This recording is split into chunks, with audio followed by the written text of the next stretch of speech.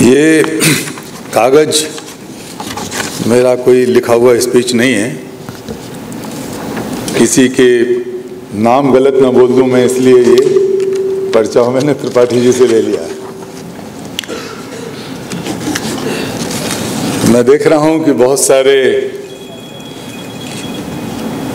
नौजवान दोस्त यहाँ मौजूद हैं, पीछे ऊपर बैठे हैं। सबसे पहले मैं उन्हीं को संबोधन कर रहा हूँ। आदरणीय सीपी त्रिपाठी जी, आदरणीय कदम साहब, श्री NL कांगलीवाल, सतीश जी, सुनील देशपांडे जी, बहनों और भाइयों,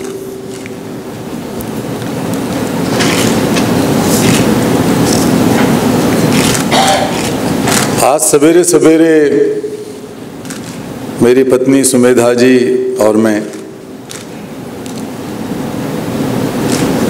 एलोरा के कैलाश मंदिर में गए थे। मैं पहले भी यहाँ आया हुआ हूँ 2 बार, लेकिन आज ये इत्तेफाक हुआ कि थोड़ा सा वक्त सुबह का खाली था और हम लोग वहाँ चले गए।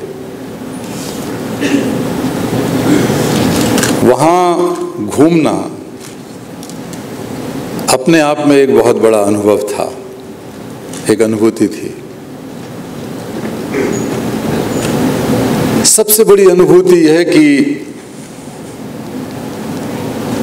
भारत की धरती में, भारत की मिट्टी में, भारत की हवाओं में, भारत के पानी में, भारतीय जीन्स में, हमारे DNA में, हमारे संस्कारों में, हमारी शिक्षा में, हमारे इतिहास में, हमारे ज्ञान में इतनी शक्ति है कि जिसकी दुनिया में कोई कल्पना नहीं कर सकता कि एक पहाड़ को तोड़कर एक पूरा का पूरा टेम्पल कॉम्प्लेक्स बना दे, वो भारत में संभव है। ये यहां पर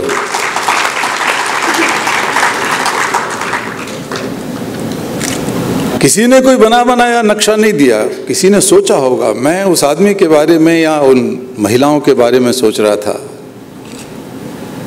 जिनके मस्तिष्क में ये ख्याल आया कि किसी केव को, किसी गुफा को इस तरह भी बनाया जा सकता है। ऊपर से खोदना शुरू किया, खोदते खोदते खोदते खोदते बिना मशीनों के। ये साबित हो गया जो लोग कहते हैं कि भारत गणित में बहुत आगे था।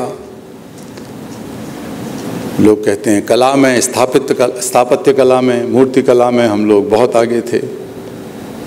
लेकिन ये कला, संस्कृति, सौंदर्य, भक्ति, माइथोलॉजी, आध्यात्म, योग, फैशन, डिजाइनिंग, इस सब का विज्ञान, सबका मिला जुला एक प्रतीक ये मंदिर था। तो मैं बड़ा खुश हुआ कि मेरे नाम से एक मंदिर यहाँ भी है। अभी मेरी बड़ी प्रशंसा की गई। हिंदी आप लोग सब समझ रहे हैं? Otherwise I can swift to English. समझ रहे हैं ना? नहीं समझेंगे तो बता दीजिए। मराठी मुझे नहीं आती बोलना, इसके लिए मैं क्षमा मांगता हूँ।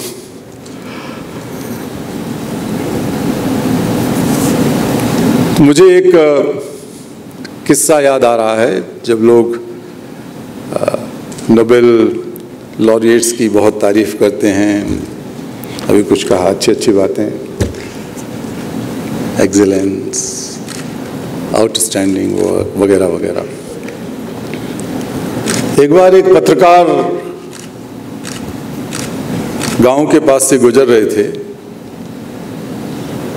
उनकी नज़र पड़ी एक आदमी पर जो खेत के अंदर अकेला धूप में, सूरज की गर्मी में खड़ा हुआ था, सूरज की तरफ देख रहा था। तो पत्रकार थोड़े क्यूरियस भी होते हैं, उन्होंने थोड़ी गाड़ी धीमी की अपनी, लेकिन वो आदमी अपनी जगह से नहीं हिल रहा था। तो गाड़ी रोककर वो उसके पास पहुंचे और हिम्मत करके पूछा, श्रीमान जी आप इस तपती दोपहरी में इस खुले खेत में क्या कर रहे हैं? बोला, नहीं मुझे डिस्टर्ब मत कीजिए, मैं कुछ जरूरी काम कर रहा हूं। पत्रकार महोदय ने यहाँ वहाँ सब जगह देखा, ना तो उसमें खेती थी, उस समय कोई सब्जी नहीं लगी थी, कुछ था नहीं। फिर उन्होंने हिम्मत करके 10 मिनट बाद पूछा कि भाई क्या कर रहे हो, कुछ तो बताओ। बोला, मैंने बताया ना कि मैं कोई बहुत जरूरी काम कर रहा हूं। प्लीज बताइए क्या जरूरी काम कर रहे हैं? तो बोला, मैं नोबेल प्राइज का इंतजार कर रहा हूं।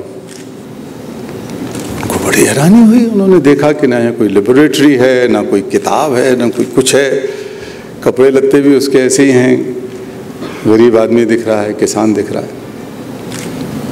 पूछा कि आप नोबेल प्राइज का इंतजार कर रहे हैं, कैसे कर रहे हैं? तो बोला कि when I was a child I read and heard somewhere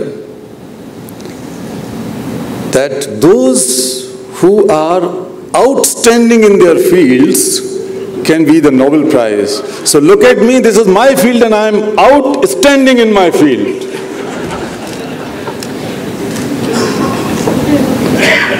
तो वो अपने फील्ड में आउटस्टैंडिंग था, लेकिन मुझे ऐसे आउटस्टैंडिंग आदमी के बारे में एक सपना था। आप ये मत सोचिए कि मेरा सपना नोबेल प्राइज मिलने का था, मेरा भी अजीब सपना था। वो सपना था कि एक दिन मुझे ऐसा मौका मिले कि किसी नोबेल पीस लॉरिएट, पीस पे मुझे भरोसा था बचपन से, इसलिए किसी पीस लॉरिएट के साथ खड़े होकर फोटो खिंचवा सकूं, और वो फोटो मैं अपने घर में, बाहर, आंगन, सब जगह लगा लूंगा फोटो, क्योंकि मैंने पढ़ा था ऐसे लोगों के बारे में, नेल्सन मंडेला, दलाई लामा वगैरह। नेल्सन मंडेला तो बाद में हुए, लेकिन दलाई लामा थे, और भी लोग थे, मार्टिन लूथर किंग थे। तो मुझे सच बताऊं 50 साल तक इंतजार करना पड़ा इस घटना का। 50 साल से पहले मुझे किसी से ऐसे मिलने का सौभाग्य नहीं हुआ। अचानक मुझे एक इनविटेशन मिला जर्मनी में, मैं और संयोग से हिज होलीनेस दलाई लामा जी उसमें आमंत्रित थे। तो मैं ऐसे ही कुर्ते पजामे, अभी तो थोड़ा सुमेधा जी मेरी धर्मपत्नी वहाँ बैठी हुई है ना, बहुत सख्ती के साथ मुझे बहुत अच्छे क्रीज करे कराए कपड़े पहनवाती हैं। पहले तो मैं ऐसे ही पहन लेता था, तो उनको लगता है कि कुछ तो थोड़ा सा बदलाव लेके आओ, कपड़े तो कम से कम धुले पुछे और बढ़िया क्रीज करे कराए पहनो, प्रेस किए हुए। तो मैं ऐसे ही बैठा हुआ था, तो दलाई लामा जी ने देखा कि एक इंडियन लड़का बैठा है, नौजवान बैठा है, तो मेरे से बातचीत शुरू करी। अब वो बहुत ही महान आदमी है, मेरा हाथ यूं पकड़ के बैठे रहे और मुझे बहुत गूज़ बम्स होते रहे, बहुत मुझे, लेकिन मेरी नज़र कैमरामैन पे थी कि कोई कैमरामैन मेरी फोटो खींच ले मेहरबानी करके और मुझे फोटो मिल जाए। लेकिन वो कैमरामैन को उन लोगों ने हटा दिया, सारा सिक्योरिटी वालों ने, प्रोटोकॉल वालों ने, दलाई लामा जी की सिक्योरिटी की वजह से।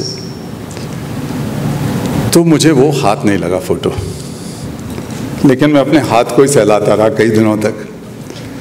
जब दलाई लामा जी से मेरी दोस्ती, एक अच्छा परिचय, बहुत अच्छे अब तो रिश्ते हैं, मैं जाके वहाँ ठहरता भी हूँ, बुलाते भी हैं वो। तो मैंने उनको ये कहानी सुनाई कि फ़ोटो आपके साथ नहीं बन पाई है। तो जब मेरे प्राइज़ की घोषणा हुई 2014 में,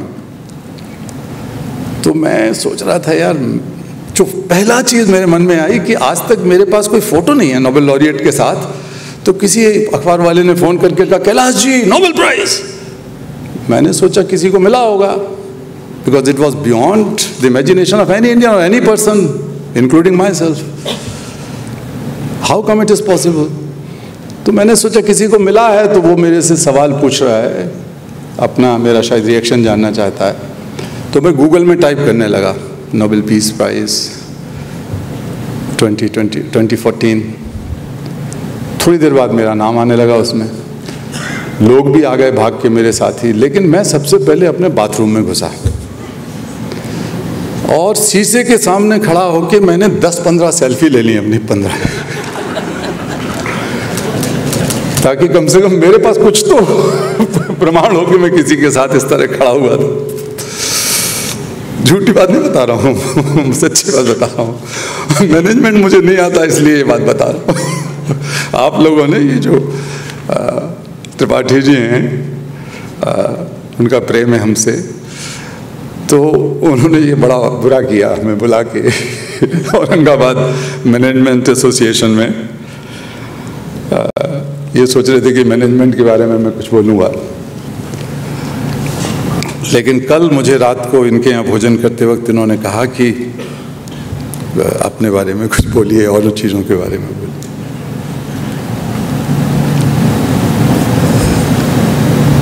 बहनों, भाइयों, दोस्तों, I'm going to share with you the very first spark, the very first trigger that has shaped my life, that has given me a different perspective of life. एक नई तरह की सोच, दृष्टिकोण जिससे मुझे मिला। वो मेरे स्कूल का पहला दिन था। मैं 5-5.5 साल का था। मेरा स्कूल एक बहुत ही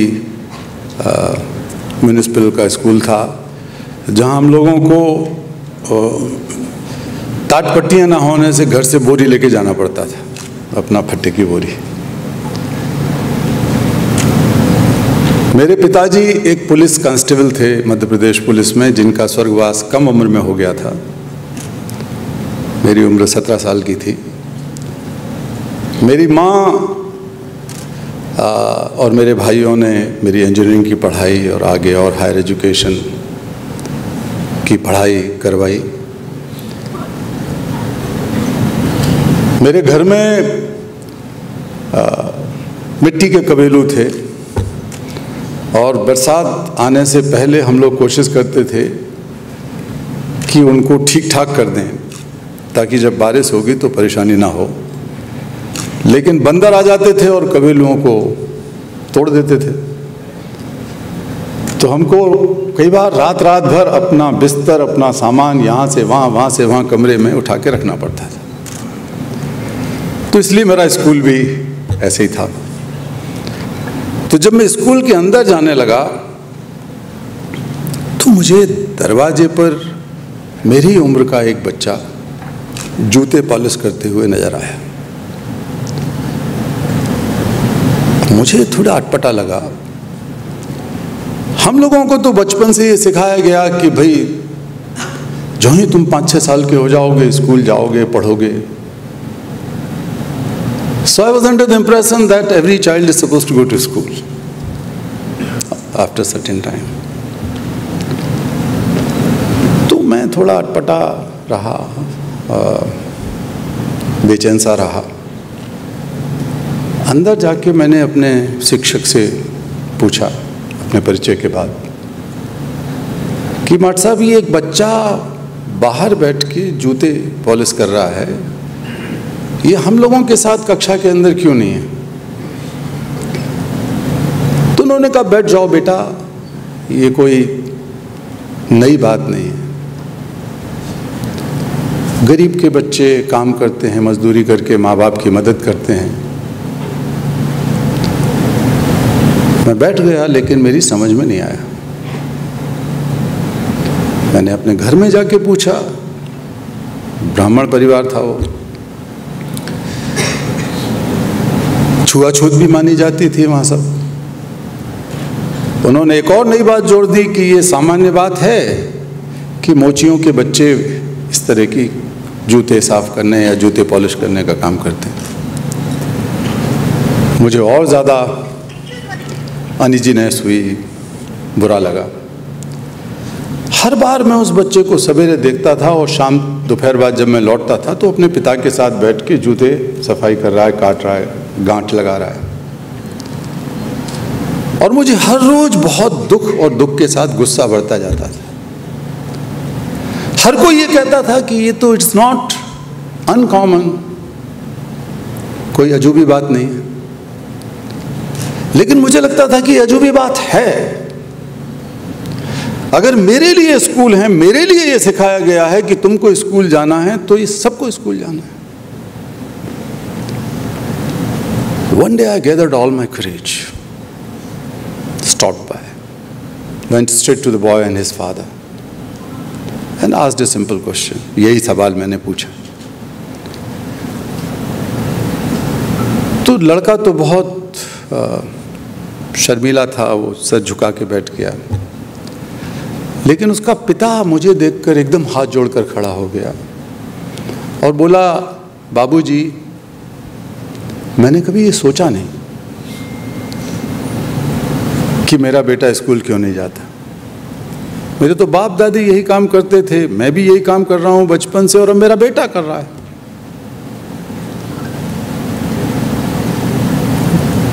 मैं फिर भी खड़ा रहा। वो हमारे सामने हाथ जोड़ के खड़े रहे सज्जन। फिर उन्होंने कहा, देखिए, विद utmost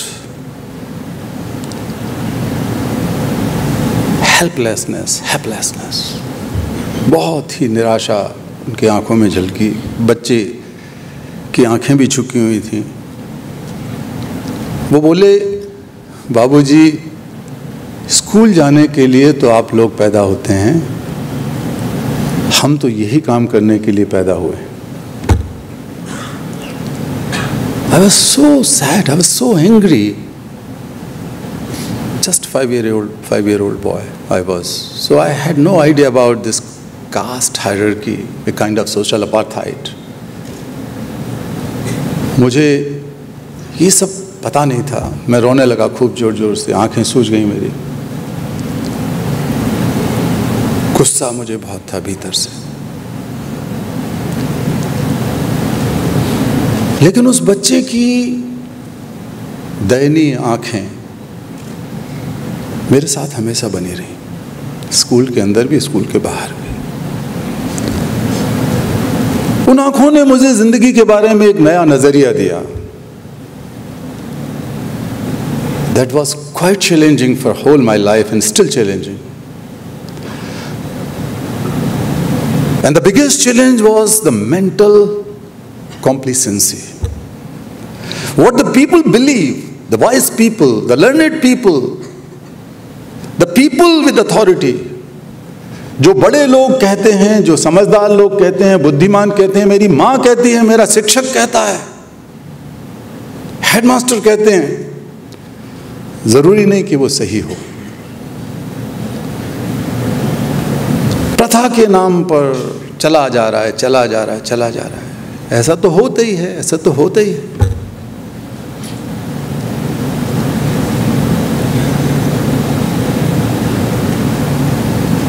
मैंने महापुरुषों की जीवन गाथाएं पढ़ी थी। गांधी जी से मैं प्रभावित होना शुरू होने लगा था। भगत सिंह से भी, चंद्रशेखर आजाद से भी, अशफाकुल्लाह खान से भी, सुभाष चंद्र बोस से भी।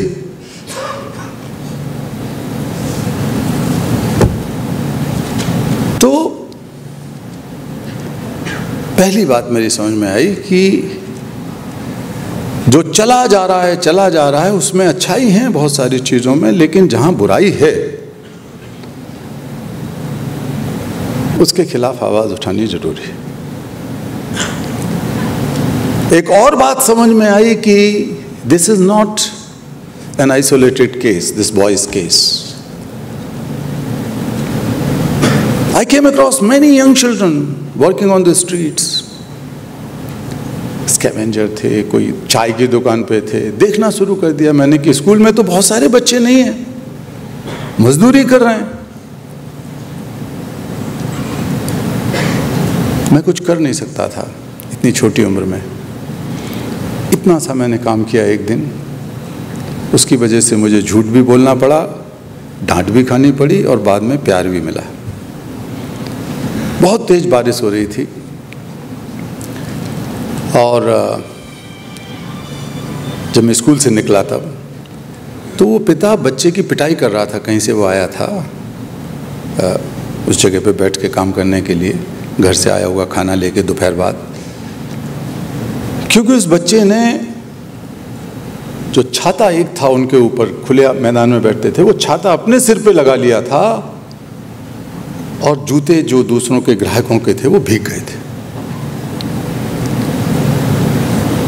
तो इत्तेफाक ये था कि मेरे पास एक बढ़िया नया, मैंने जिद करके लिया था मेरे बड़े भाई से, टीचर थे वो, एक छाता रंग बिरंगा, और मेरे पास एक पुराना वो रेनकोट जैसा था प्लास्टिक का।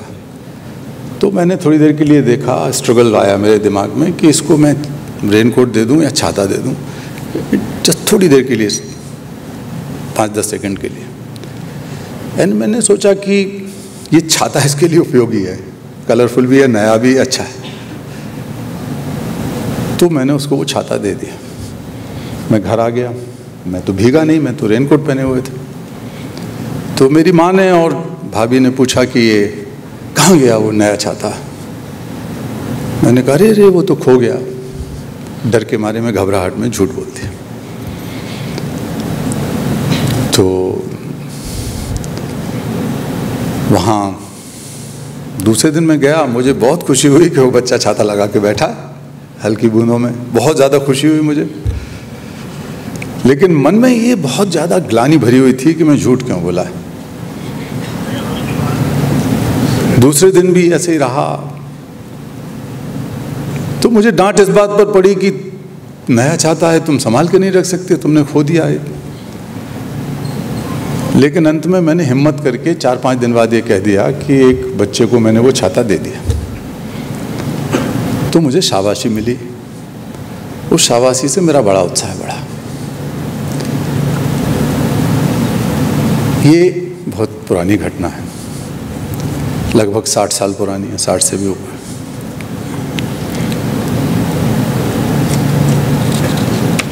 मेरे माता पिता की इच्छा थी कि मैं इंजीनियर बन जाऊं, मैं इंजीनियर बन गया।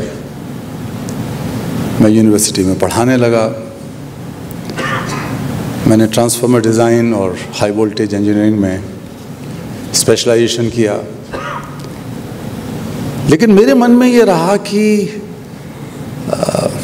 whether I should follow the dreams of my parents who have, or my brothers who have sacrificed everything for my higher education and my career, or I should have my own dream and follow my own dream. मेरे अपने सपने ज़्यादा बड़े हैं, महत्वपूर्ण हैं, या दूसरों के सपने मेरे लिए? What should be our driver? What should be the guide? मैंने मन में सोचा, मेरे पिताजी बहुत धार्मिक थे पुलिस में होते हुए भी, तो सुंदरकांड मुझे मेरे ख्याल से 8-10 साल की उम्र में याद हो गया था, पूरा सुंदरकांड। हनुमान चालीसा तो बहुत जल्दी याद हो गया था। 16-17 साल की उम्र होते होते मुझे रामायण याद हो गई थी, लगभग। पूरा तो नहीं कह सकता, थोड़ी सी मुश्किल चीज़ थी, लेकिन सामान्य तौर पर। तो धार्मिक हमारा परिवार था बहुत, तो उसका असर मेरे मन में ये हुआ कि ईश्वर के बारे में, ईश्वर की खोज के बारे में मेरे मन में बहुत आकांक्षा बढ़ती गई।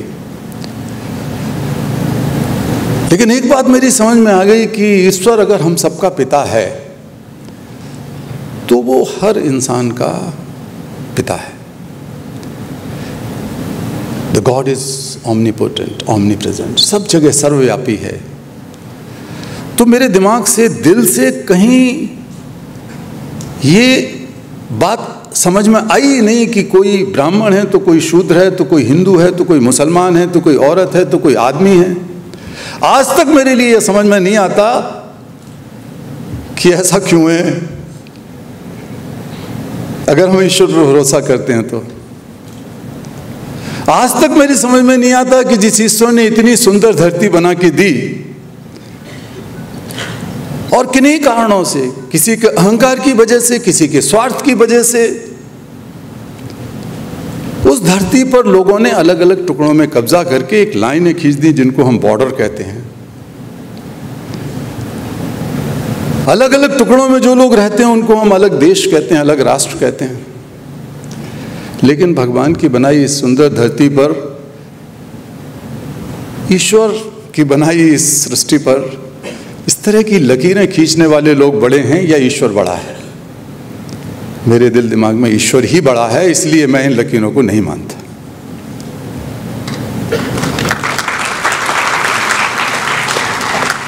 मैंने बचपन में पढ़ा, बड़ी बड़ी बातें पढ़ी और मुझे समझ में आया कि जरूरी है, अगर हम संस्कृत के ग्रंथों को, वैदिक ग्रंथों को, उपनिषदों को, गीता को समझना चाहें, पढ़ना चाहें, तो संस्कृत सीखनी जरूरी है। तो एक तरफ तो मेरी इंजीनियरिंग की पढ़ाई चल रही थी, शुरू हो गई थी, और दूसरी तरफ मेरी संस्कृत की पढ़ाई भी पूरी चल रही थी। मैंने संस्कृत पढ़ी इसको जानने के लिए कि भाई मैं ठीक से समझ सकूं। ये जो इंटरप्रिटेशन, ये जो ट्रांसलेशन दूसरे लोग देते हैं अच्छा ही होगा, लेकिन मुझे थोड़ा खुद पर ज़्यादा भरोसा था कि मैं खुद ही पढ़ के सीख लूँ तो अच्छा है।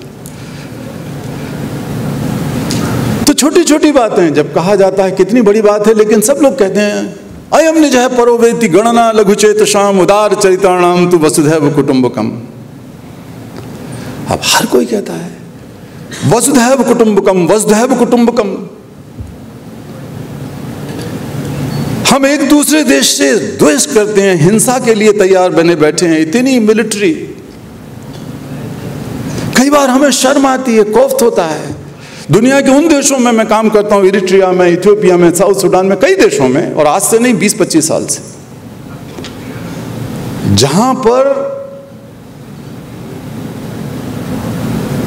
शिक्षकों के मुकाबले सैनिकों की संख्या कई गुना ज्यादा है, जहां पर स्कूलों के मुकाबले, क्लासरूम्स के मुकाबले बंदूकें, तोप तमंचे, किताबों के मुकाबले बुलेट्स कई गुना ज्यादा हैं।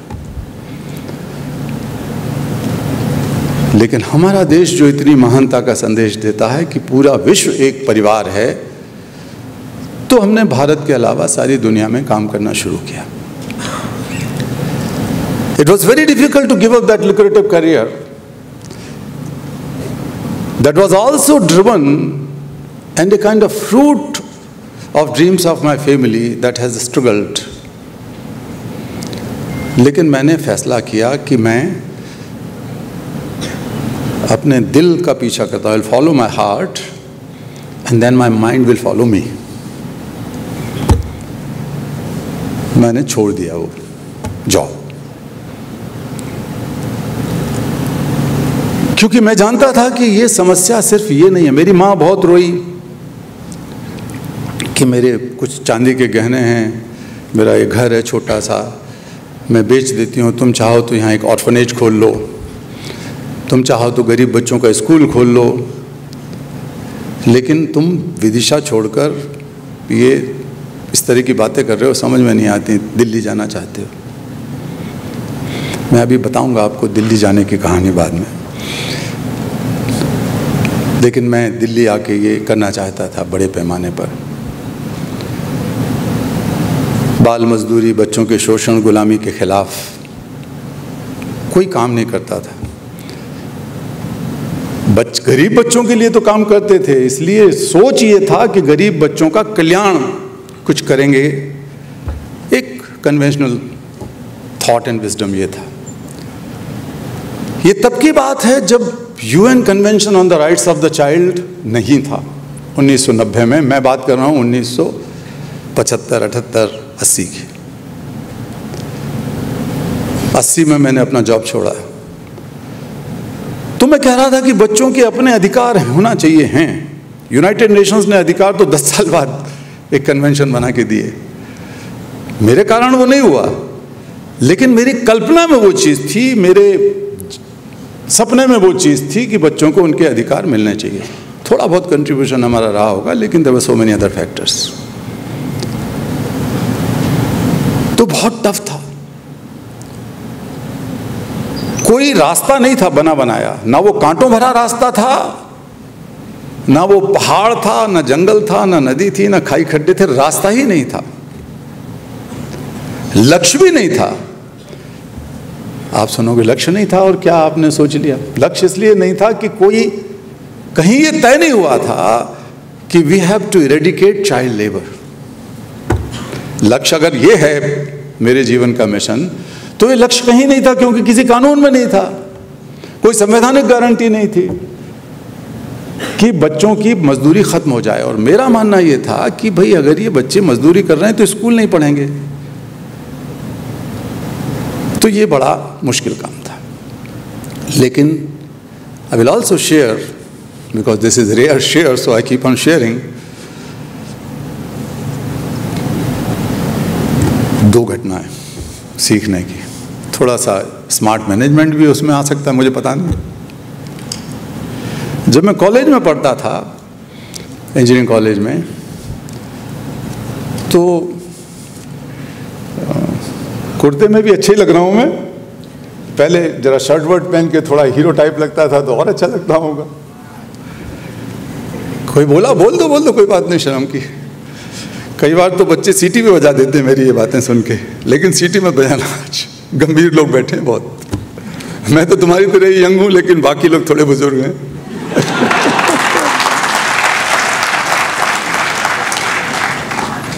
तो कॉलेज में थोड़ा हम नेतागिरी भी करते थे, स्टूडेंट लीडरशिप, किसी राजनीतिक पार्टी के तहत नहीं, वैसे ही। तो थोड़ा दबदबा चलता था। तो उस कॉलेज में सब लड़के पढ़ते थे, 300 के लगभग बॉयज। तो अचानक एक खबर फैली कि इस कॉलेज में एक लड़की भी एडमिशन करा रही है। अब प्रिंसिपल मेरी बड़ा मुझे प्यार करते थे बेटे की तरह और बड़ा इज्जत भी करते थे। उन्होंने सबसे पहले मुझे बुला के कहा कि तुम बताओ कैलाश, ये एक लड़की यहाँ पढ़ने आ रही है दिल्ली से, कैसा रहेगा? मैंने कहा सर बड़ा मुश्किल रहेगा। मतलब ईमानदारी से कहा मैंने, मुश्किल रहेगा। मन में तो सोचे अच्छा ही रहेगा। मैं भी तो उन 300 लड़कों में से एक था। तो उन्होंने कहा तुम्हारी जिम्मेवारी है कि तुम थोड़ा उसकी हिफाजत करोगे। मैंने कहा यस सर करेंगे। तो थोड़े दिन बाद वो एक लड़की आ गई, पंजाबी लड़की, पढ़ाई करने। अब सब लोग देख रहे हैं, जिस दिन पहले दिन आई तो सब लड़के यहाँ वहाँ खड़े हैं, इधर से देख रहे हैं उधर से देख रहे हैं, काना फूसी कर रहे हैं। मुझे प्रिंसिपल ने कहा था कि तुम उसको लेके इंट्रोड्यूस करा देना रजिस्ट्रार से। रजिस्ट्रार के पास ले गया मैं उसे। तो थोड़े दिन बाद 2-4 दिन में नॉर्मल हो गया, 10 दिन में। लेकिन वो नॉर्मल कैसे होगा? वो बेचारी साइकिल लेके कहीं से आती थी, एक कमरा ले रखा था उसके माता पिता ने, तो साइकिल से वहाँ आती थी। तो लड़के उसकी साइकिल पंचर करके, जिनके पास मोटरसाइकिल नहीं थी, वो अपनी मोटरसाइकिल लेके खड़े हो जाते थे। मैम मैं आपको ले चलता हूँ। मैम भी बड़ी तेज थी पंजाबी, वो बोली मैं पैदल जाऊंगी, लेकिन नहीं तुम्हारे साथ नहीं जाऊंगी मोटरसाइकिल। तो दूसरा लड़का खड़ा है, तीसरा खड़ा है, 1-2 के पास ऐसी कार भी थी। तो वो बोले नहीं मैम आपको ऐसे, बड़ा 4th ईयर का 5th ईयर का लड़का से कह रहा है 1st ईयर की लड़की से कि मैम कह के बुला रहा है इज्जत के साथ, मैं आपको अपनी कार में ले चलता हूँ। नहीं ले जाते, नहीं गई। कई बार उसने लड़कों से कह दिया कि मैं कैलाश सर से शिकायत करूँगी तुम्हारी। मैंने कहा, मेरे पास खबर आई घूमते घूमते कि वो लड़की मेरा नाम लेके कह रही है कि कैलाश सर से शिकायत करूँगी। तो एक आध बार मैंने ही कहा कि मेरी साइकिल पे बैठ के चलो भाई।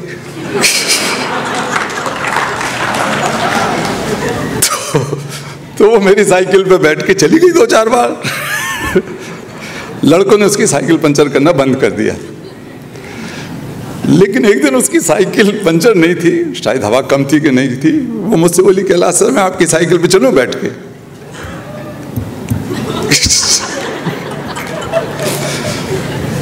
तो मैंने देखा उसकी साइकिल तो ठीक ठाक है, लेकिन मैंने कहा कुछ गड़बड़ जरूर है।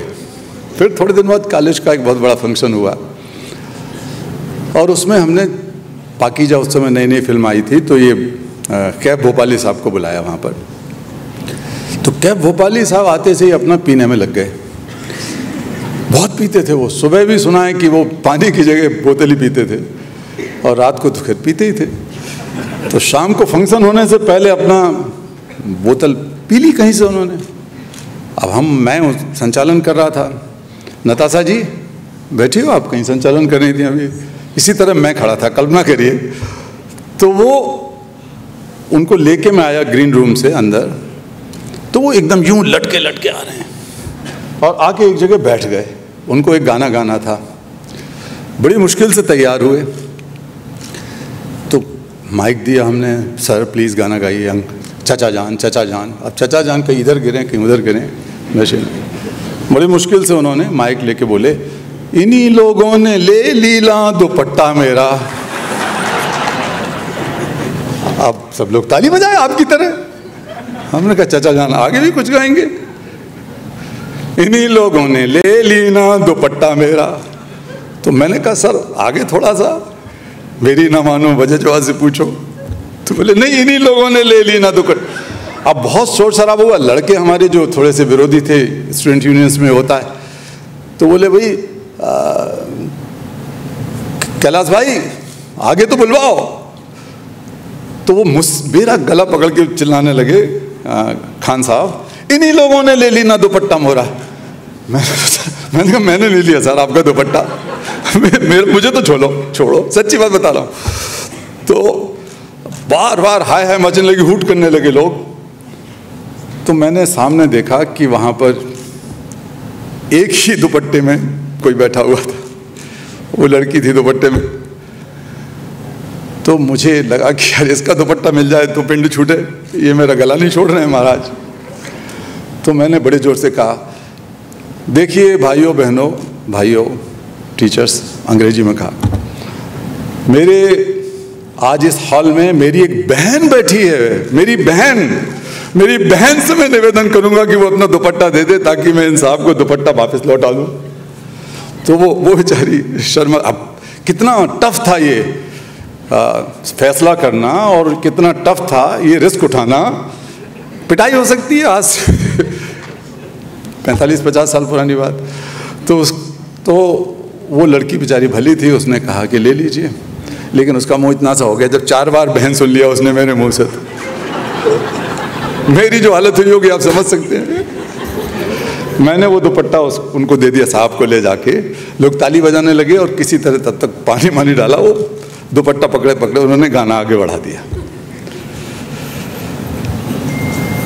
लेकिन जब दिल्ली में मैं आया तो दिल्ली में एक पत्रिका प्रकाशित होती थी और उसका नाम जनज्ञान था। तो उसकी एडिटर, जिसमें मेरे लेख वगैरह छपते थे, उसमें मेरे एक आर्टिकल छपा कि how to transform society, Hindi में, कि हम समाज में वैदिक और उपनिषद की जो सीख है उससे समाज परिवर्तन कैसे कर सकते हैं। जैसे वो लिबरेशन थियोलॉजी क्रिश्चियनिटी में चलती है, उसी तरह जो हमारे लिबरेटिव एलिमेंट हैं जो हमें आज़ाद करते हैं, ये लिंग भेद से आज़ादी, जात पात से आज़ादी, वर्ण व्यवस्था के बारे में जो हमारी समझ है उसको बदलते हैं, सोच को, समानता का भाव लाते हैं, न्याय का भाव लाते हैं। जैसे हमारे यहाँ ऋग्वेद में एक मंत्र है, संगच्छध्वम संवद्धुम संवो मनांसी जानताम देवा भागम यथा पूर्वे संजाना नाम उपासते। कितनी बड़ी बात है। लेट अस वॉक टुगेदर, साथ साथ चलें सब लोग, कोई पिछड़ ना जाए, कोई बिछड़ ना जाए। No one is left out, no one is left behind. एक जरा सा वाक्य, संगच्छध्वम, हम साथ साथ चलें सब लोग। हजारों साल पहले हमारे ऋषियों ने समानता का संदेश दिया। आज हम कहते हैं inclusion, equity, these things are needed in the society and particularly in this whole course of discourse of sustainable development goals. आपको शायद पता होगा कि वो जो सस्टेनेबल डेवलपमेंट गोल्स हैं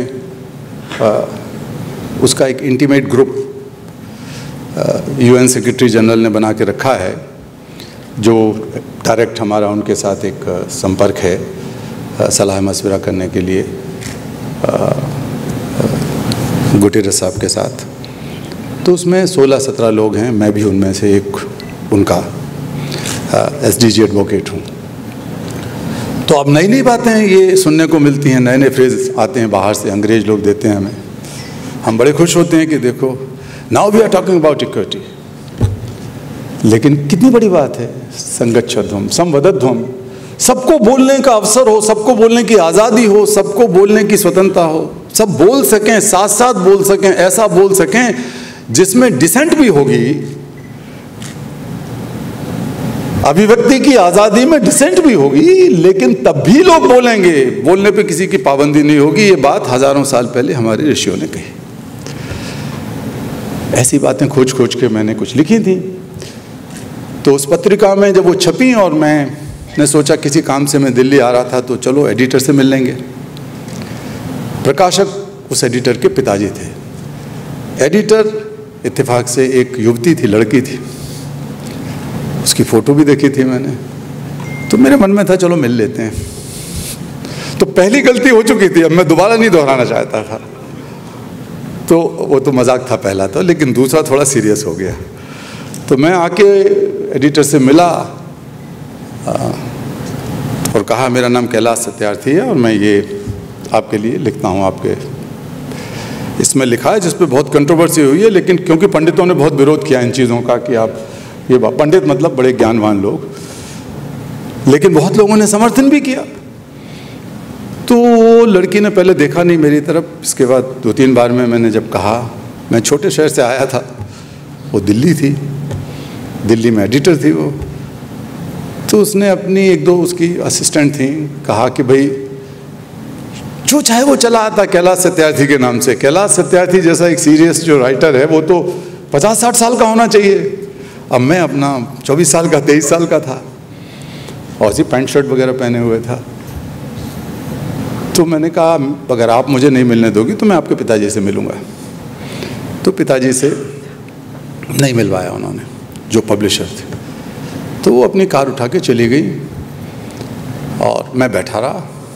मैं भी बड़ा जिद्दी था, मैंने सोचा मिल के ही जाऊँगा, मुझे अपने आप को साबित करना पड़ रहा है। मेरे साथ तो ये कि मुझे तो सारी ज़िंदगी अपने आप को साबित करना पड़ता है, वहाँ भी साबित करना पड़ा। मैं साबित करना नहीं चाहता। देखिए मैंने बहुत बचपन में पढ़ा था कि अगर एक दिया है, एक मोमबत्ती है, एक आग का कण है, this flame is self evident. वो अपने आप में एक प्रमाण है कि वो जल रही है, उसे बताने की जरूरत नहीं है कि वो जल रही है। सिर्फ प्रकाश का स्तंभ वो चीज है जो साबित करता है कि वो जिंदा है, वो जल रहा है।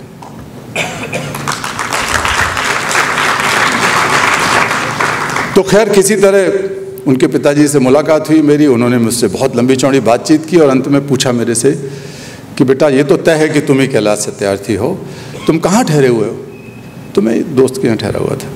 उन्होंने कहा कि कहाँ ठहरे हो बताओ। तब तक मैं सोच चुका था। मैंने कहा सर मैं ऐसे ही कहीं ठहर जाऊँगा, अभी तो कोई तय नहीं है। तो मेरे साथ चलो ना बेटा। अब और क्या चाहूँगा मैं। वो मुझे अपनी कार में बिठा के ले गए घर पे। घर पे वो एडिटर साहिबा से मेरी मुलाकात हुई। वो देख के हैरान हो गई कि ये तो एक नटवर लाइट टाइप आदमी है, ये आ गया मेरे पिताजी को बेवकूफ़ बना के। नाराज़ हो गई वो मेरे से। मैं मुस्कराता रहा, लेकिन वहीं रुके हम, रात को बातचीत हुई। तो वो लड़की आज मेरी धर्मपत्नी और मेरे एक पुत्र पुत्री की माँ है।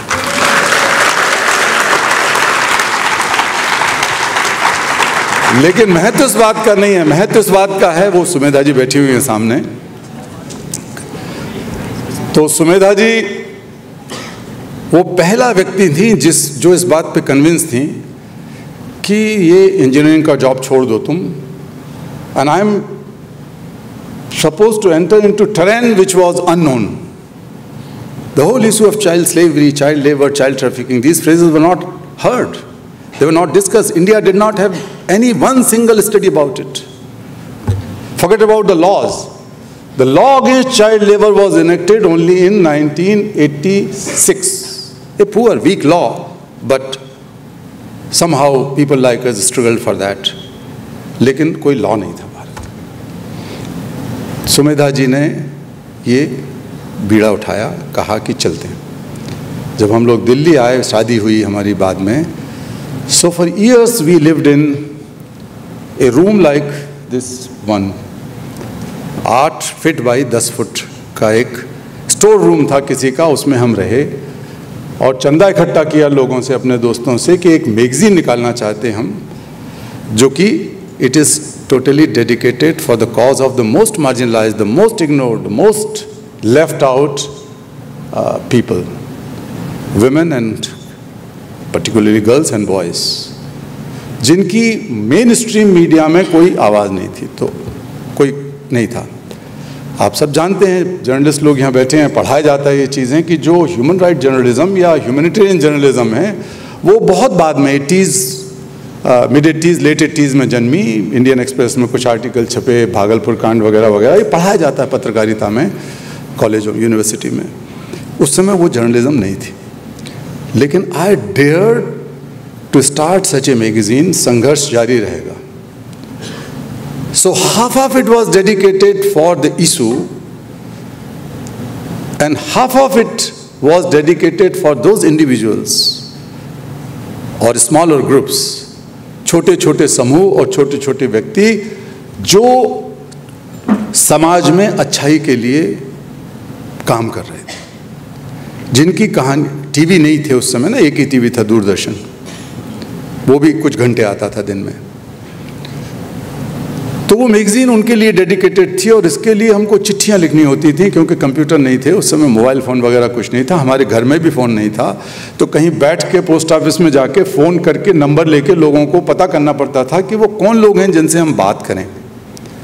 और मुझे खुशी है कि कम से कम 10 कहानियाँ मराठवाड़ा की उसमें छपी थी, मैंने लिखी थी, और ज़्यादा। मराठवाड़ा में बहुत लोग ऐसे थे, छोटे छोटे स्तर पर गाँव में काम कर रहे थे, उनसे मेरी फ़ोन पे बातचीत होती थी। उनमें से कईयों के पास फ़ोन नहीं था, तो चिट्ठी पहले लिखो, वो एक फ़ोन नंबर भेजेंगे चिट्ठी में, 1 महीना लगता था इस पूरी प्रोसेस में। एक दिन एक आदमी बहुत बुरी हालत में मेरे कमरे के बाहर आया, दरवाज़ा खटखटाया। थोड़ी देर से मैंने सुना, तब तक जब मैं भाग के बाहर के दरवाज़ा खोला तो देखा तो वो ऑलमोस्ट हाफ और फुली अनकॉन्शियस था, मूर्छित हो गया, बहुत दुबला पतला, दाढ़ी बड़ी हुई, एक लुंगी सी लगाए हुए। मैं उनको पानी डाला मुंह पे, मैंने सोचा ये क्या हो गया, अंदर लेके आया, उस आदमी को मैंने बैठाया, 40-45 साल का होगा, लेकिन बहुत बुरी हालत में, बहुत भूखा, कमज़ोर ऐसा दिख रहा था। ए टिपिकल लास्ट पर्सन, एक अंतिम आदमी जिसकी बात गांधी जी ने की। लगता है कि मुझे वो अंतिम आदमी मेरा दरवाज़ा खटखटा रहा है, कदम साहब। मेरे मन में ये एहसास हुआ कि मैं अंतिम आदमी के पास जाने की कोशिश करता हूँ, अंतिम आदमी शायद मेरे दरवाजे पे आया है, कुछ चाहता है। मैंने उनको बिठाया, चाय पिलाई, तो वो फूट फूट के रोके मेरे पैर पकड़ के रहा। बाबूजी, बाबूजी, मेरी बेटी को बचा लो, मेरी साबो को बचा लो। उस आदमी का नाम वासल खान था। वासल खान ने बताया कि 17 साल पहले उसकी शादी के कुछ दिनों बाद उसकी पत्नी उसे और कुछ गांव के लोगों को पंजाब के कुछ एजेंट बहला फुसला के ले गए, अच्छा काम का लालच देकर, और उनको वहाँ पर एक ईंट के भट्टे पर गुलाम बना लिया। For 17 years, long years, they lived like that and nothing was paid to them. They were not allowed to leave that place. It was a fence place. तो निकल नहीं सकते थे, पिटाई होती थी। वहीं उसके बच्चे पैदा हुए। 15 साल की लड़की थी उनकी, साबो, 2-4 दिन पहले दिल्ली के रेड लाइट एरिया के कुछ दलाल आए थे उसको खरीदने के लिए। मालिक कह रहा था कि ये लड़की अभी तक वर्जिन है, इसके पैसे हम ज़्यादा लेंगे। काफ़ी पैसे बता रहा था, 20-25 हज़ार रुपये उन दिनों। वो कह रहे थे कि 5,000 में सौदा करो।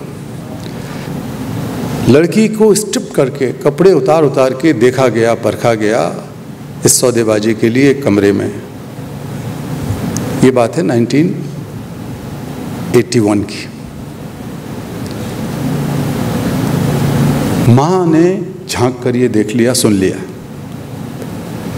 उसने वासल खान को बताया। लड़की पूरी रात रोती रही, बोली कुछ नहीं। लेकिन बाप, आप में से बहुत सारे लोग बाप हैं, भाई हैं। वासल खान को कुछ सूझा नहीं। दूसरी रात को वो एक ईंट से भरे हुए ट्रक में कूद के लद गया आधी रात को, जो ट्रक ईंटें बेचने के लिए चंडीगढ़ जा रहा था।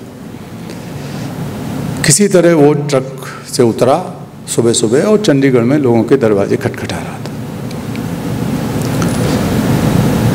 उसे एक ऐसा आदमी मिल गया संयोग से, कोर्ट कचहरी के चक्कर लगाते हुए। पैसे धेले थे नहीं, कुछ था नहीं, जानता किसी को था नहीं। वो आदमी शायद वकील होगा। उसने कहा कि मैं तो कुछ नहीं कर सकता, लेकिन आप ये ले जाओ। एक पत्रिका दे दी हमारी, संघर्ष जारी रहेगा की एक ओल्ड कॉपी। तो वो पत्रिका उसी पते के भरोसे वो यहाँ तक आया था, हमारे यहाँ तक। और उसने कहा कि ये आप ले लीजिए, ये देख लीजिए, आपको हम ढूंढते हुए आए हैं, आप हमारी बेटी को बचा लीजिए। So I was editor, I was proof reader, I was photographer, I was compositor, I was journalist in a way, press reporter भी मैं ही था, राइटर, मैं एडिटर, सब था। तो मैं लिख रहा था उसकी कहानी। लेकिन मैं आपको बता रहा हूँ दोस्तों, बहनों, कि लिखते लिखते मेरे मन में आया कि अगर ये मेरी बेटी होती, मेरी बहन होती, मैं 26 साल का था, मेरी बहन होती तो मैं क्या करता? मैं कहानी लिखता और चुप बैठ जाता, या पूरी दुनिया को मैं ऊपर नीचे कर देता, उठा पटक कर देता, मुझसे जो बनता वो करता, लेकिन मैं अपनी बहन को जरूर छुड़ा के लाता।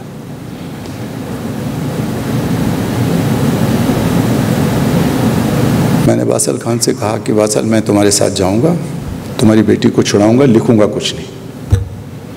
वो घबरा गया, बोला वो लोग मार डालेंगे आपको भी, मुझे भी। समहाउ हम वहाँ पहुँचे। वो भी आसान नहीं था। अपने दोस्तों से कुछ बातचीत की, उनको इकट्ठा किया, 4-5 दोस्तों को ले जाने के लिए। सुमिता जी का परिवार संपन्न, अच्छा परिवार था। शादी में उनको जो गहने कुछ दिए थे माँ बाप ने, हमने कहा कुछ गहने आपके बेच देते हैं या गिरवी रख देते हैं, ताकि ट्रक का इंतज़ाम हो सके, गाड़ी का इंतज़ाम हो सके, लॉजिस्टिक सारी होती। उन्होंने दे दिया, हम चले गए। जब हम वहाँ पहुँचे तो हमारी पिटाई हुई और वासल खान को उन्होंने पकड़ के पीटा, बांध दिया। हम लोग वापस आ गए खाली हाथ। लेकिन खाली हाथ वापस आए, we came back empty hands, but not empty hearts. Heart is a million times powerful than your mind or any part of your body, because it is close to your soul. It is much more closer to you than anything else. मेरे मन में आया कि मैं करके मानूंगा। कुर्ते पजामा हमारा फटा हुआ था, हम अपना लौट के आए।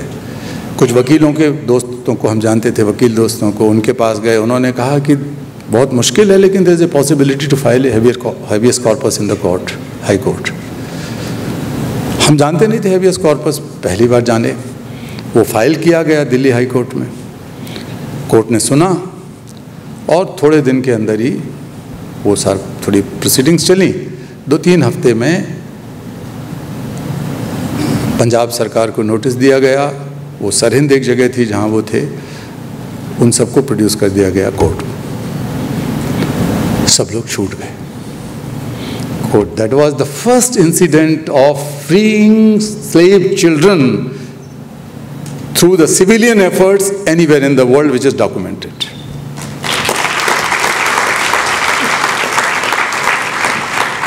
लौट के हम लोग आए। हमारा ऑफिस उस समय छोटा सा एक वहाँ मंडी हाउस के पास एक किसी के बालकनी में था।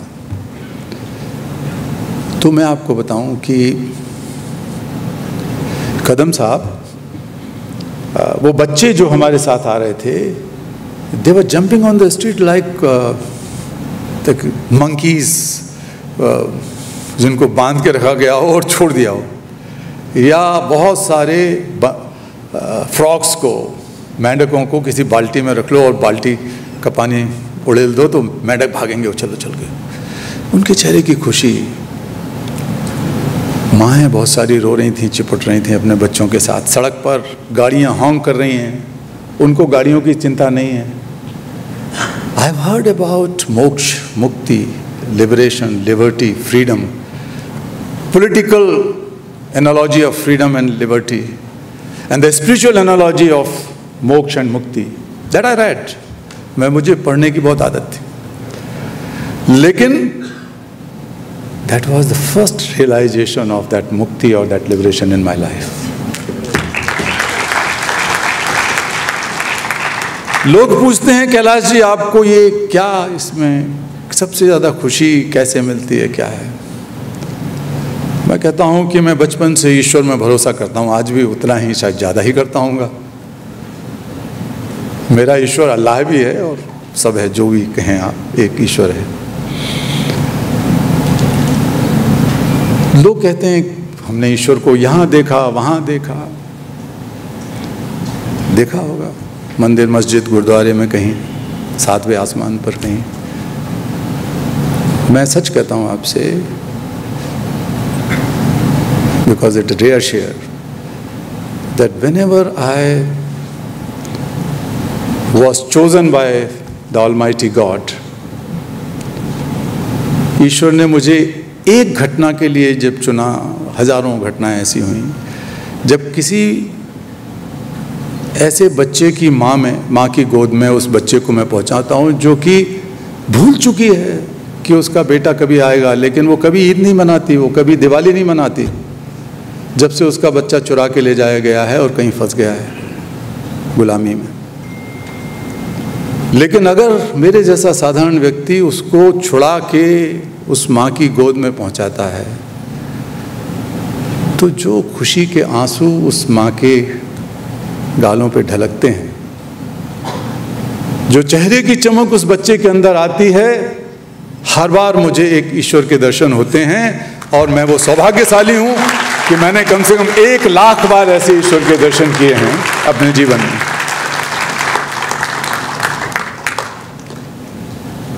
बहुत मैंने आपका वक्त लिया, 1-2 बात और अगर आप इजाज़त दें तो सुना दूं।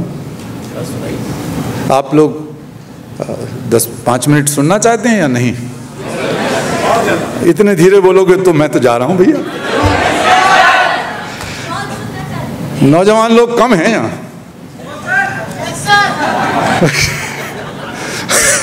हाथ ऊपर करो, हाथ ऊपर करो जो मुझसे और 10-5 मिनट सुनना चाहता है।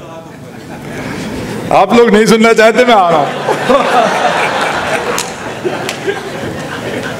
लेकिन ये लोकतंत्र है, कुर्सी पे बैठे हुए लोगों का उतना ही महत्व है जितना बाहर पीछे बैठे हुए लोगों का है। इसलिए कुर्सी की बात मानने के बजाय मैं उन लोगों की बात हमेशा सुनता हूं और मानता हूं जो सबसे पीछे हैं कतार में भारत के।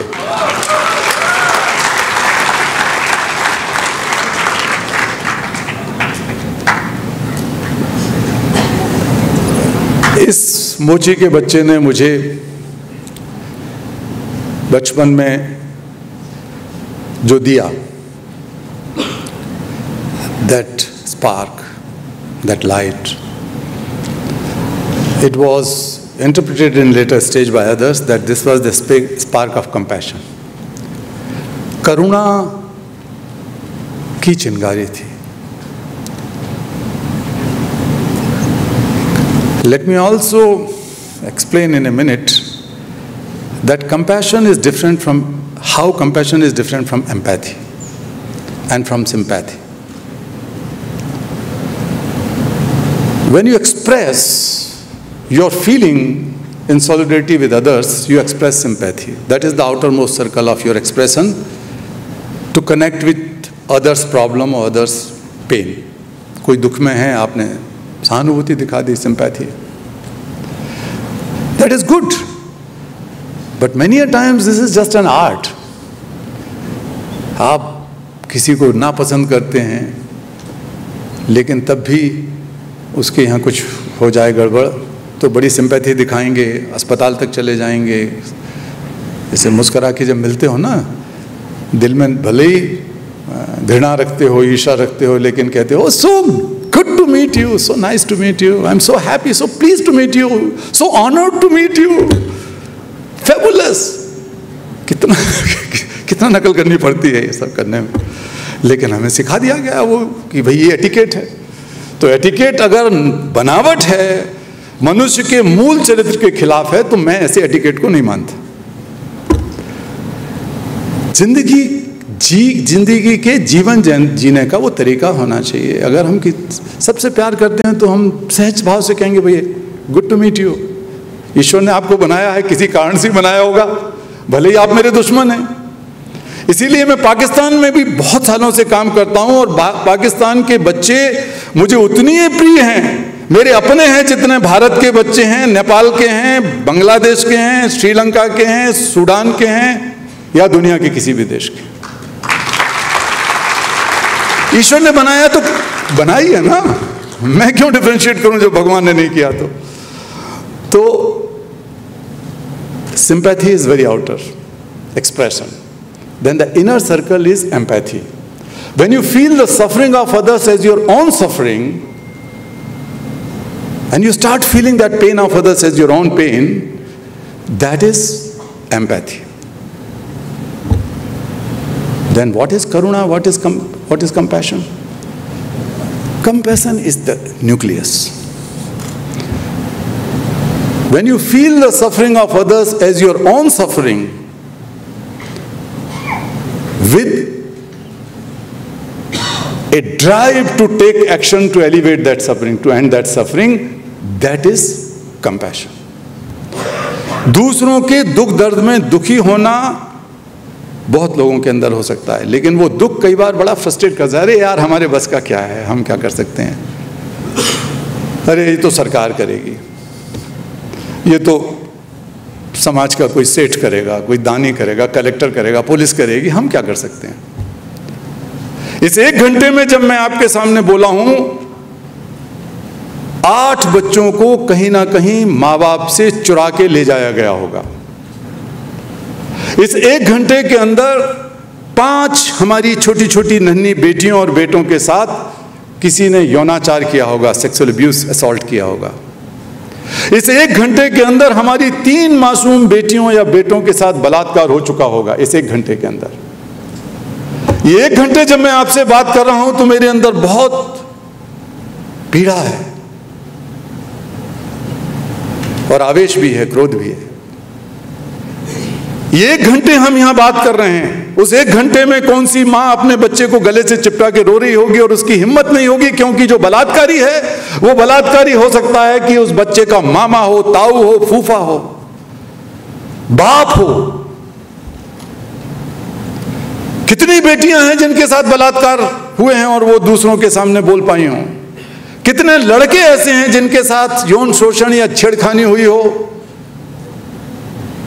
और वो माँ बाप से बात करने की हिम्मत रखते हों, या पुलिस में जाने की हिम्मत रखते हो. माँ बाप नहीं होता ऐसा. That's why I always say that every single minute matters. मैं कोई नेता नहीं हूं, मैं कोई एक्सपर्ट नहीं हूं किसी सब्जेक्ट का, सच्ची कह रहा हूं मैं आपसे. मैं कोई उपदेशक नहीं हूं, धार्मिक आदमी नहीं हूं, वैसा आपके लिहाज से जो आपको दिखते हैं 24 में से 28 घंटे टीवी चैनलों के ऊपर. मैं आप में से एक हूं, इसलिए ये बात कर रहा हूं कि how to connect with such issues. The connection should be driven by a deeper feeling of compassion, करुणा के साथ जोड़िए। और मैं कहता हूं कि इंडिया इज द प्लेस। जितना समृद्ध हमारा सोच है, हमारी लिगेसी है, हमारी मूल्य व्यवस्था है, वैल्यू सिस्टम है, हमारे एथिक्स हैं और हमारी अनुभूतियां हैं, आध्यात्मिक अनुभूतियां जो आज तक चली आ रही हैं घरों घरों में किसी न किसी रूप में। दुनिया ने, the world has globalised knowledge and economy and products and supply chains, market, all these things are globalized now. And we have seen the consequences as well as the fruits, sweet fruits of it, both. I'm not opposing anything else. But this should be driven by the core value or the core feeling of compassion. And that's why India should be the land to globalize compassion. ये भारत की भूमि है जिससे करुणा का वैश्वीकरण होना चाहिए। हम दूसरे वैश्वीकरण, बाजारों के वैश्वीकरण करने वालों के पीछे, उनके मॉडल्स के पीछे भागने के आदी हो गए हैं। हमें अपनी जो ताकत है, करुणा की ताकत, हमारी आध्यात्मिक मूल्यों की ताकत, उसका वैश्वीकरण करना चाहिए। सिर्फ दिखावे का, बातों का वैश्वीकरण नहीं होगा, जीवन जीने का, चरित्र का वैश्वीकरण होता है।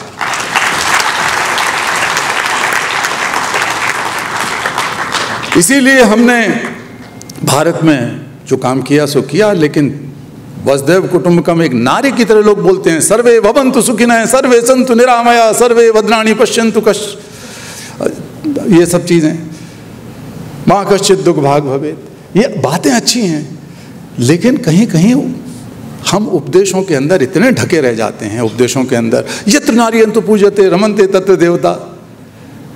कितने घर हैं जिसमें औरत अपनी मर्जी से रात को खाना बनाती है भारत के अंदर और पति से नहीं पूछती।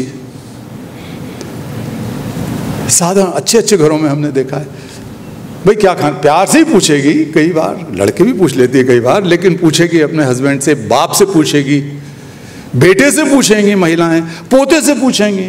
इतना पुरुष प्रधान समाज हमारा है और हम गाते ये गीत हैं, तो वो अलग विषय है, उसमें नहीं जाना चाहता मैं। लेकिन हम जब वसुधैव कुटुंबकम की बात कहते हैं तो हमने फैसला किया कि ये बुराई जो है पूरी दुनिया से खत्म करेंगे, अकेले भारत से नहीं करेंगे। जिस वक्त हमने ये फैसला किया कि एक यात्रा निकालेंगे, because the social transformation, the more sustainable social transformation is possible through collective effort, cooperation, coordination, but more importantly the ignition comes from awareness, consciousness. Consciousness is the first step towards transformation of society. अब घर में बैठ के meeting करके, conference करके और भाषण दे के बहुत आसान है। हम सड़कों पर चले 1998 में, दुनिया के 103 देशों में 80,000 किलोमीटर हम सड़कों पर चले। जिन देशों में गांव में बहुत मुश्किल टेरेन में लोग नहीं जा सके, अफ्रीका के उन घने जंगलों में और बड़ी उबड़ खाबड़ जगह पर, और ऐसी जगह पर जहां पर इंसर्जेंसीज थी, जहां पर हमें गोली लग सकती थी, मार सकते थे, वहां भी हम ईश्वर का नाम लेकर और खुद पर भरोसा कर चले। लेकिन जब ये आइडिया हमने लोगों के सामने रखा कि we are willing to globalise compassion by way of organising a physical march across 103 countries. These 3 different marches begin from 3 different parts of the world, one from Sao Paulo, one from Manila, and one from Cape Town, because one was not possible in 6 months' time. So that went on like that. All of them merged in Geneva. 71 देशों के राष्ट्राध्यक्ष, राजा, रानी, प्रधानमंत्री, राष्ट्रपति उस यात्रा में शामिल हुए। उस यात्रा में 15 मिलियन लोग हमारे साथ चले। और जब हम जिनीवा में पहुंचे, यूनाइटेड नेशंस के हॉल में, ILO के जनरल असेंबली में, and the young children who were survivors of slavery, trafficking, prostitution, child soldiers, and they were chanting slogans, no more tools in tiny hands, we want books, we want toys. No more tools in tiny hands. We want books, we want toys. तो लोगों के, नेताओं की आंखों में आंसू आ गए। पहली बार उस बिल्डिंग के अंदर उन बच्चों को अंदर घुसना, हम सबको अंदर घुसने की परमिशन मिली। उनके इतिहास में यूनाइटेड नेशंस के अंदर परिंदा भी पर नहीं मार सकता, सिर्फ वही लोग जाते हैं जो सरकारी हैं या सरकार द्वारा सुनिश्चित किए गए हैं। हम साधारण लोग थे। So if you are having dream, then have big dreams. Those who dream for themselves, they may reach to certain heights in their life and they could be happy about it. कई बार लेकिन बुढ़ापे में मुझे मिलते हैं लोग बहुत बहुत पैसे वाले, जिनके नाम सुन के भी आप नाम नहीं सुनाऊंगा, तो वो सोचते हैं मैं अब चाहता हूं कि मेरी आधी संपत्ति दान दे दूं। कोई कहता है मैंने तो पूरी दे रहा हूं मेरे। They wanted to give back to the society, but that is too late. एक दो ने तो मुझसे ये कह दिया 70-75 साल की उम्र में कि कैलाश जी, काश ये बात हमें आपकी फिल्म वगैरह हम देख लेते पहले, तो 25 साल के अगर हम होते अभी तो जरूर आपके साथ किसी बच्चे को आज़ाद करा के उसकी माँ की गोद में पहुँचाते। Should not be too late. तो आप लोग कर सकते हैं। अब जब वहाँ पहुँचे तो हमने मांग की कि there should be an international law. Unanimous resolution was taken that very day that next year, because it will take about 1 year time for the formulation and drafting of a law, new international law convention, उन्होंने तय किया कि हम अगले साल इस convention को लेके आएंगे। जब बच्चों ने कहा कि दुनिया इतनी गरीब नहीं है कि हमारे हाथों में ली हुई बंदूकें और हथौड़े और हल छीनकर हमें किताबें और पेंसिलें ना दे सके, अगर दुनिया में किसी चीज की गरीबी है, अगर पॉवर्टी है, तो पॉवर्टी ऑफ मॉरलिटी है, पॉवर्टी ऑफ ह्यूमैनिटी है। बच्चों से ये सीखा जा सकता है और 1 साल के अंदर वो कानून बन गया जो दुनिया का सबसे पहला यूनिवर्सली रेटिफाइड लॉ बना। ILO का कोई कन्वेंशन यूनिवर्सली रेटिफाइड नहीं हुआ अब तक, ये हुआ पहले। ये मेरी ताकत नहीं थी। I tell you, I am not being modest to you. मैं सच्ची बात कह रहा हूं। जो सच्चाई आई वो सच्चाई बच्चों से आई, जो सर्वाइवर्स थे, जो विक्टिम्स थे, उनकी आवाज से आई वो सच्चाई, नौजवानों की आवाज से सच्चाई आई। इसलिए मैं कहता हूं कि जो लोग सोचते हैं, माँ बाप भी, सरकारें भी, समाज भी, कॉलेज, स्कूल, बिरादरी के लोग, कि youth are problems, I strongly say with all my authority that they are wrong. Youth are the solutions, not the problems.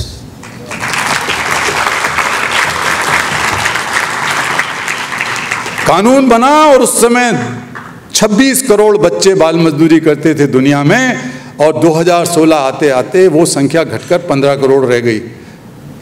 26 crore से 15 करोड़, जो संख्या बढ़ रही थी दुनिया में बाल मजदूरों की, वो घट के कम हो गई, इतनी कम हो गई। रिवर्स कर दी हमने हिस्ट्री को।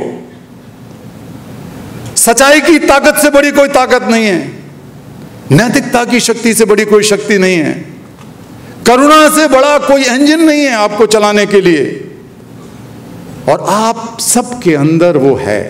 Each one of you have that. वो कानून बना, 11 करोड़ बच्चे बाल मजदूरी से कम हुए, जिनकी संख्या लगातार हर साल बढ़ रही थी। ये संभव है, हुआ। भारत के संविधान बनाते वक्त बाबा साहब ने जिद की थी, उस डिबेट को मैंने पढ़ा। बाबा साहब चाहते थे कि कॉन्स्टिट्यूशन में एजुकेशन को फंडामेंटल राइट की श्रेणी में रखा जाए, मौलिक अधिकारों की। लेकिन कई लोगों ने कहा कि ये संभव नहीं है, क्योंकि उनके अपने तर्क थे कि भाई भारत इतना संपन्न नहीं है, हमारे पास संसाधन नहीं है कि हम उसको अधिकार बना सकें, इसलिए let it keep in the directive principles of state policy, वो रख दिया उसमें।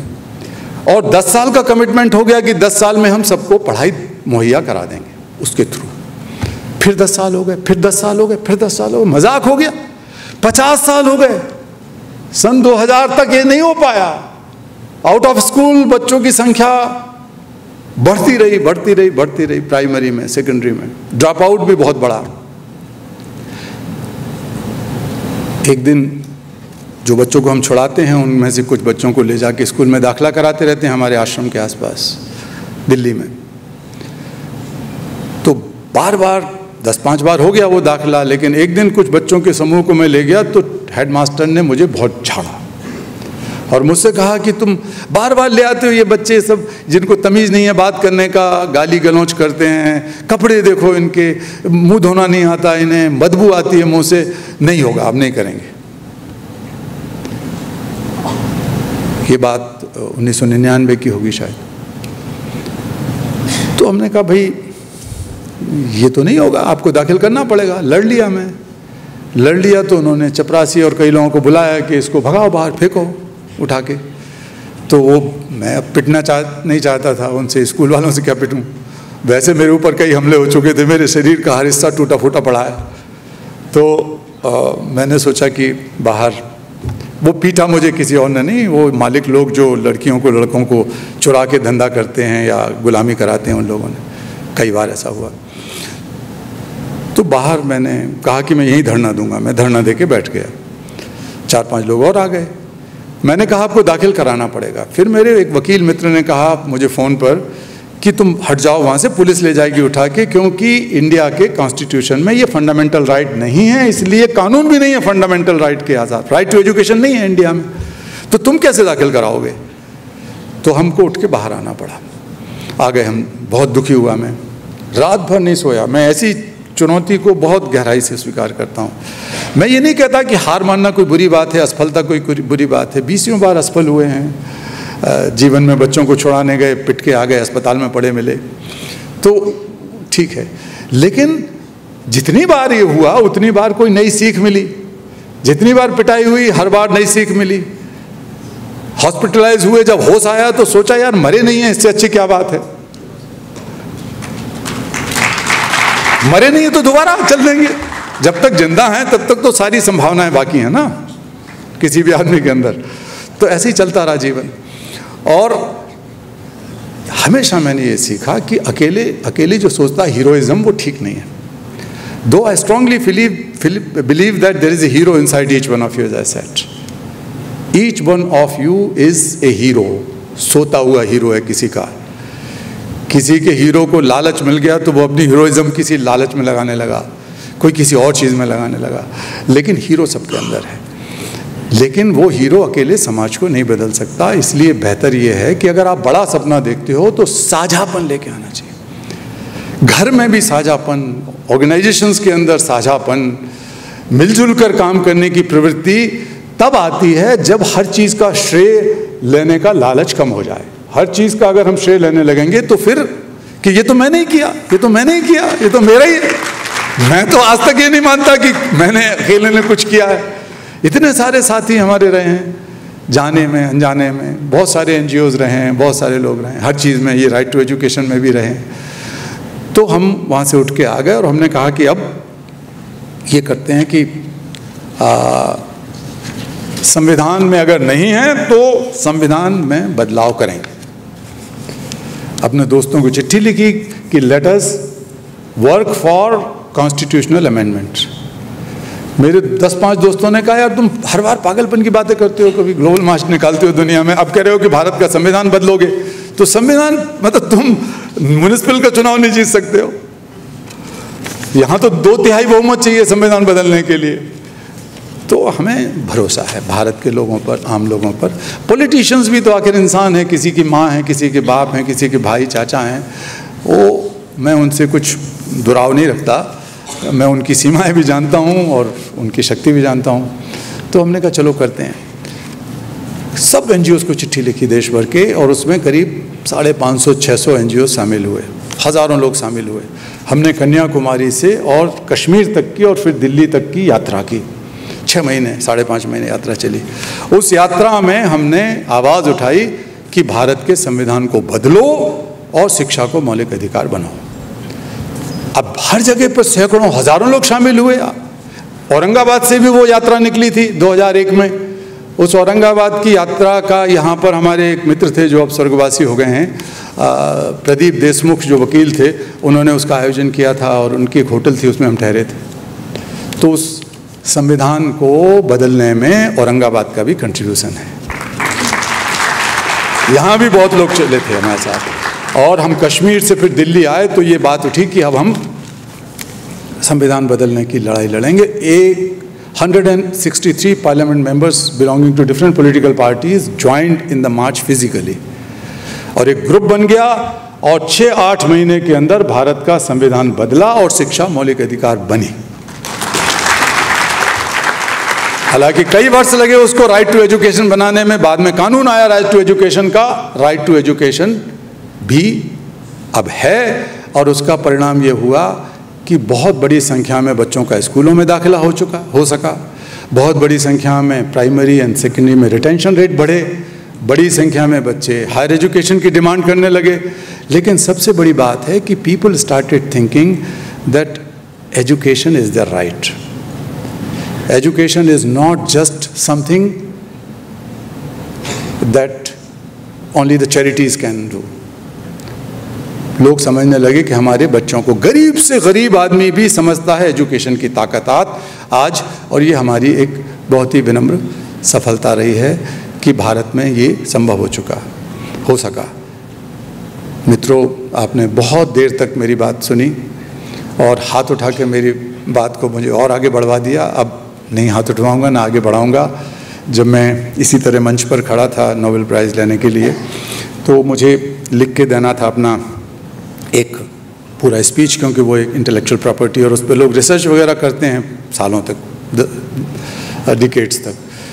तो एक आखिरी मिनट में मैं आपको बताऊं कि मेरे पास कागज़ भूल गया, मैं इधर उधर हो गए, और मूलतः जिसकी वजह से मैं यहाँ आ सका, त्रिपाठी जी का नाम लिया, और त्रिपाठी जी के साथी जिनके साथ वो कई साल तक काम करते रहे, आदरणीय राहुल बजाज जी ने ही त्रिपाठी जी से परिचय कराया हमारा।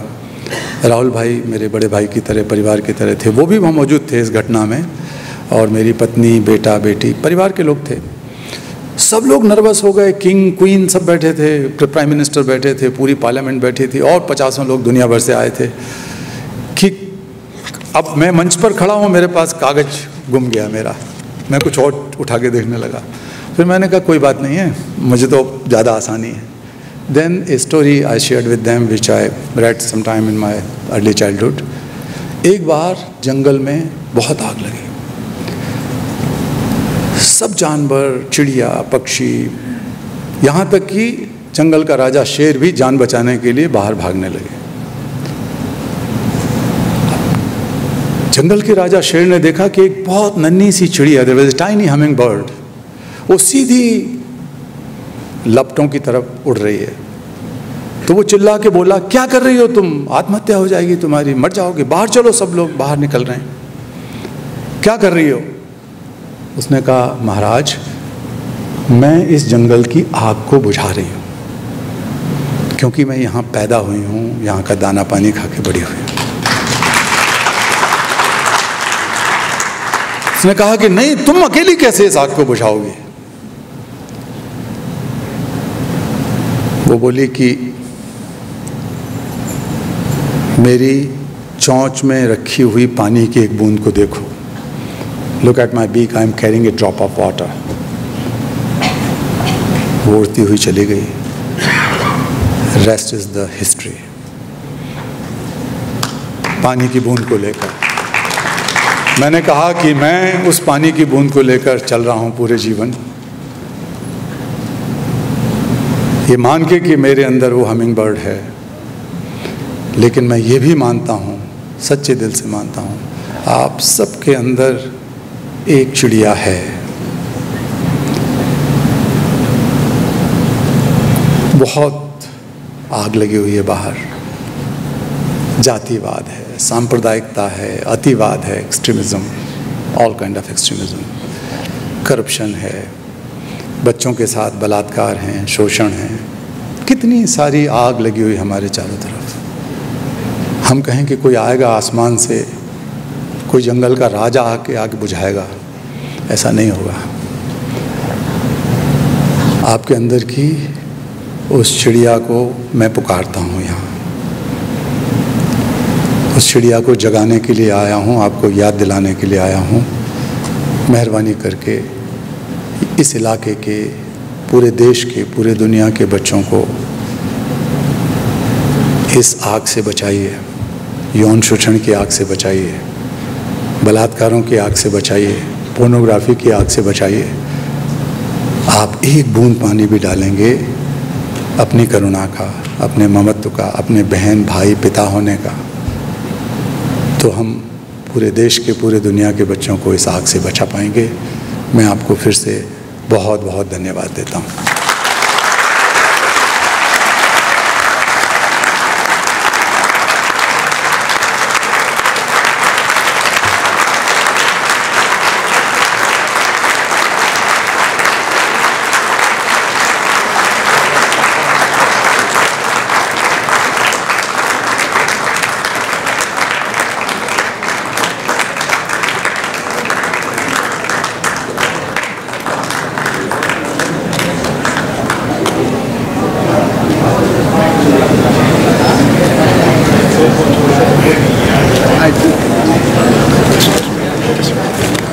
ओके, समय बहुत हो चुका है, मैं 2 मिनट से ज़्यादा आपका समय नहीं लूँगा। मुझे कहा गया था कि मैं इसका समापन करूं, न तो ऐसी मेरी योग्यता है न ऐसी मेरी क्षमता है। मैं आप ही की तरह बिल्कुल आत्मीयता से और पूरी एकाग्रता से इनके प्रेरणादायी और क्रांतिकारी जीवन गाथा को सुन रहा था, और जो 3 चीज़ें मेरे समझ में आई वो संक्षेप में मैं आपसे कह देता हूँ।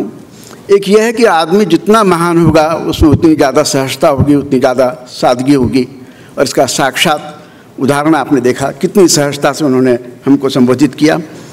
एक बात जो समझ में आई। दूसरी बात ये समझ में आई कि अंधकार को कोसना बहुत आसान है, पर हर किसी व्यक्ति में वो क्षमता है, छोटे से छोटे टिमटिमाते मिट्टी के दिए में भी वो क्षमता है कि अंधकार को चीर कर प्रकाश का उजाला बन सके। और ये इनका जीवन सही माने में उस दिए का साक्षी है। गांधी जी के बारे में गांधी जी को किसी ने पूछा था, कहा कि भाई व्हाट इज़ योर मैसेज, तो गांधी जी ने बहुत एक वाक्य में उसका उत्तर दिया था कि my life is my message.